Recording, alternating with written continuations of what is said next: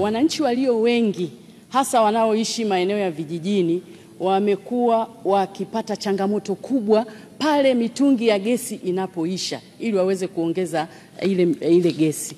Na gharama hii ya mitungi ya gesi ambapo wanaongezea ni shilingi 55,000 au shilingi 25,000 kwa mitungi ile midogo. Kwa hiyo wananchi wengi wanapata changamoto kubwa sana.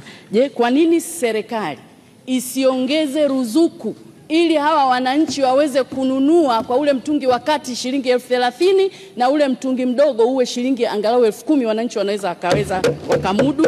Lakini swali la pili, wananchi pia bado wanatumia kuni na mkaa katika maeneo mengi, na pamoja na kutumia hizo kuni na mkaa, haya majiko banifu, Mheshimiwa Waziri, uliyosema itakuwa ni mkombozi kwao kwa sababu yatakuwa yanatumia kuni kidogo na mkaa kidogo. Lakini Mheshimiwa Waziri, umesema mtaanza na majiko 200,000.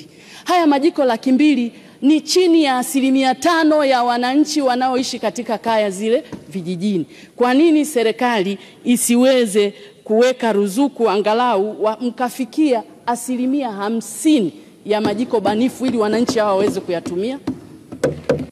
Mheshimiwa Naibu Waziri, majibu. Asante Mheshimiwa Mwenyekiti, nashukuru kwa maswali mazuri ya Mheshimiwa na naomba niajibu kwa pamoja kama ifuatavyo. Nakubaliana na yeye kuhusiana na umuhimu wa kuendeleza ruzuku ili wananchi wa vijijini waendelee kupata majiko haya kwa bei rahisi zaidi. Nataka nimhakikishie Mheshimiwa mbunge, mkakati huu ni mkakati wa miaka 10 na ndio tumeanza.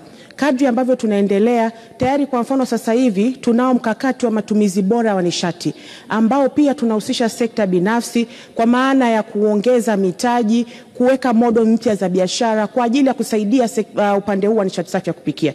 Kwa hiyo nimhakikishie kwa mikakati ambayo tunayo kwa miaka 10 hii tunaweza kufikia pale ambapo tumejipanga, kwa sababu mikakati iko mingi, na hapa ni mwanzoni tu tumeanza na majiko 200,000, lakini huu ni mradi mmoja wa REA.